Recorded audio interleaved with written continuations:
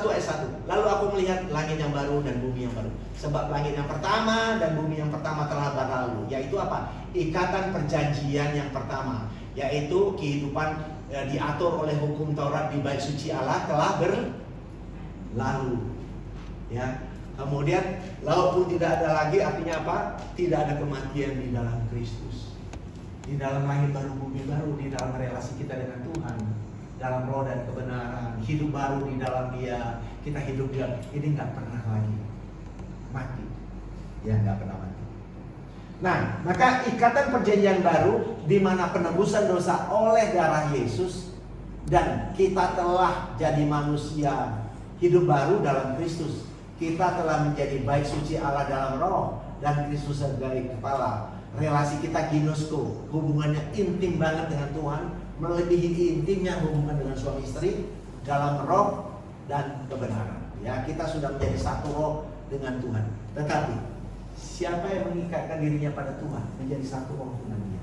Kenapa pakai kata tetapi? Karena banyak orang nggak ngerti. Ya, ada kata tetapi di situ. Ya. Nah, ikatan perjanjian lama, yang ini, yang kuning ini adalah ikatan perjanjian lama.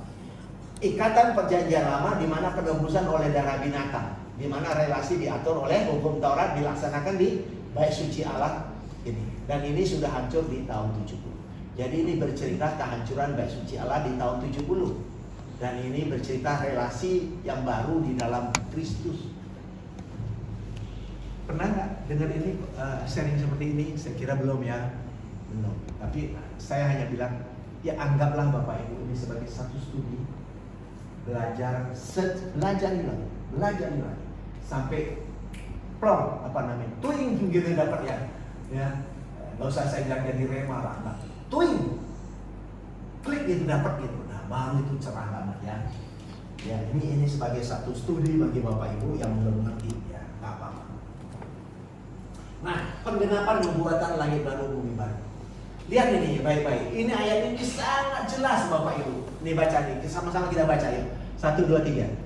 Sebab semudah menciptakan langit dan bumi yang baru, hal yang dahulu tidak akan dilihat lagi dan tidak akan timbul di dalam hati. Nah, yang kuning ini kan sangat jelas. Apa hubungannya A dengan B? Lucu kan?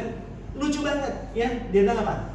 Sebab sesungguhnya aku menciptakan langit yang baru dan bumi yang baru. Nah, B-nya tuh lucu banget. Lucunya apa? Dia bilang apa? Hal-hal yang dahulu tidak akan diingat lagi dan tidak akan timbul lagi dalam hati. Apa hubungannya langit baru dengan ini? Kalau itu fisik ya. Kalau orang membayangkan langit baru itu fisik itu, nggak tahu di mana tempatnya. Apa hubungannya dengan hal-hal yang lama nggak diingat lagi? Hal yang lama tidak diingat lagi bercerita hukum Taurat sudah nggak dipakai lagi, sudah selesai gitu loh masanya, sudah digenapi oleh Kristus gitu, udah selesai. So don't think about itu lagi, jangan kita sibuk dengan hukum Taurat, dengan bait suci Allah udah nggak ada gitu. Itu maksudnya seperti itu loh, gitu apa ya? Mudah dipahami gitu, yang mudah banget dipahami ya. Jadi ini artinya gini ya. Jadi ini artinya hukum Taurat sudah ya dilupain, sudah nggak di ini karena sudah digenapi oleh Kristus. Maka kalau baca Ibrani 10 ayat 9 dikatakan, aku datang untuk menghapus yang pertama dan menegakkan yang kedua. Menghapus apa? Hukum Taurat, bait suci Allah dihapus. Untuk apa? Menegakkan apa? Kasih karunia, hidup baru di dalam Kristus, relasi dalam roh dan kebenaran, di dalam tubuh Kristus, bersatunya sama mempelai. Tuhan dengan mempelai. Itulah yang ditegakkan. Ya Bapak Ibu, jelas ya di sini ya. Nah, jadi perjanjian baru ada relasi kita genus, relasi yang begitu intim dengan Tuhan dalam roh dan kebenaran. Ya, kita satu roh. Nah, ini relasi di hukum Taurat yang diatur oleh hukum Taurat terjadi di bait suci Allah di kota Yerusalem. Ya, ini yang sudah dilupakan, yang tidak diingat lagi. Nah, Wahyu 21 ayat 1, ya ini tadi ya. Lalu tidak ada lagi ya. Ini ya, langit baru bumi baru ya. Nah, dan baca yang baik-baik Bu. 1 kita baca ayat 2-nya dan ayat 3. 1, 2, 3. Dan aku melihat kota yang kudus, Yerusalem baru, turun dari surga, dari arah yang berhiasan bagai pengantin perempuan yang berdandan untuk suaminya. Lalu aku mendengar suara yang nyaring dari tahta itu berkata, lihatlah kemah Allah di tengah-tengah manusia, dan Dia akan diam bersama-sama dengan mereka. Mereka akan menjadi umatnya, dan Dia akan menjadi Allah mereka. Nah, Bapak Ibu, saya pernah ke Yerusalem. Waktu dulu ya, saya ditunjuk jadi pembina. Belum pernah langsung ditunjuk oleh satu tur, langsung jadi pembina. Wah, surprise banget. Waktu itu saya udah daftar sama istri saya, udah mau berangkat bulan November. Tahu-tahu di bulan Juni saya berangkat sebagai pembina. Waduh, nggak mimpi apa saya itu. Saya belum pernah. Nah, waktu itu saya pilih lagu, termasuk lagu apa? Kota Yerusalem. Apa namanya?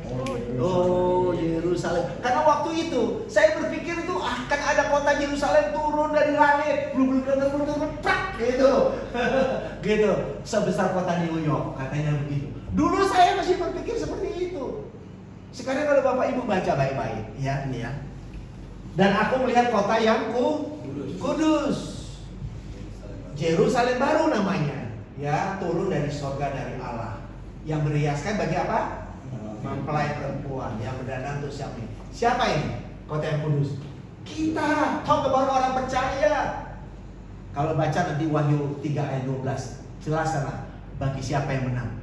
Dia aku jadikan soko guru dan tidak akan keluar lagi dari bait suci Allahku.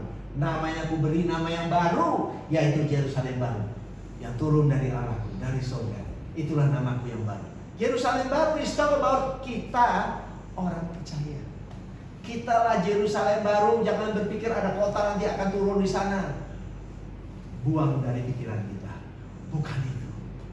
Tapi Yerusalem baru itu ada kita. Kitalah tempat kemahnya Allah. Maka di ayat 3 dibilang apa?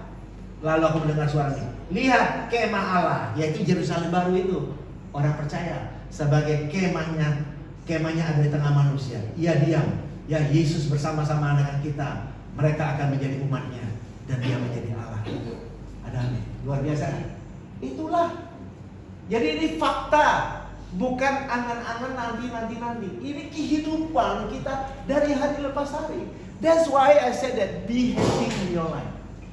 Berbahagialah dalam hidup ini. Sehingga nanti waktu menutup mata, mau menutup mata itu kita tetap tersenyum gitu loh. Seneng gitu loh. Kenapa? Karena kita betul nyatu dalam rohnya Tuhan. Artinya tidak dihalangi oleh casing ini lagi.